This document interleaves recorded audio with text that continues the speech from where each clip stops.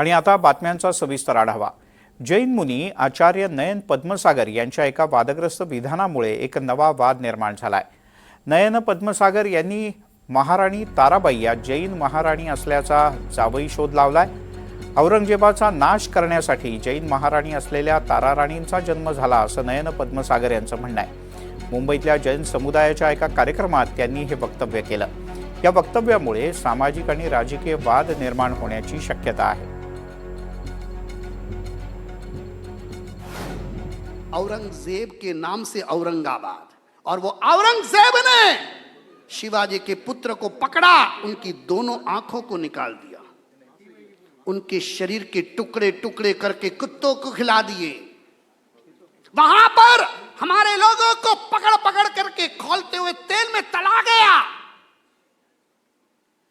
और ऐसे समय के अंदर एक और जैन रानी का उदय हुआ, ताराबाई देवी, और उन्होंने युद्ध की सुकान ली और औरंगजेब को परास्त करके धूल चटाने का काम एक जैन रानी ने किया। ये इतिहास जैन महिलाओं का इतिहास है। ये कायरो का इतिहास भारत का कभी नहीं होता, ये वीरों का इतिहास होता है। दरम्यान इतिहास अभ्यासक इंद्रजीत सावंत यांनी यावर काय म्हटलंय पाहूया।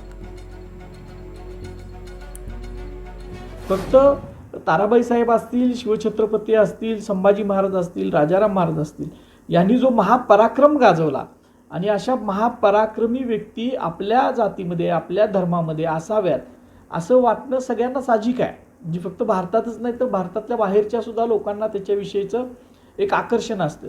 पण त्याच्यासाठी म्हणून इतिहासामध्ये बदल करण्याचे अधिकार कुणालाही नाहीत। आचार्य पदवी ज्यांना दिली गेलेली आहे आणि जैन धर्मातले जो धर्म सत्य, अहिंसा आणि संयमासाठी ओळखला जातो, अशा धर्मातील आचार्यांनी व्यक्त होताना इतिहासाचा अभ्यास केला पाहिजे।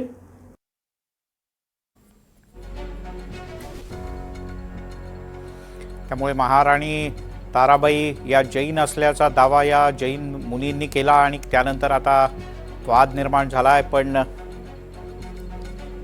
अशाही प्रतिक्रिया येत आहेत की कोणत्याही वीर पुरुषाचं श्रेय घ्यायला अनेक जण पुढे सरसावतात।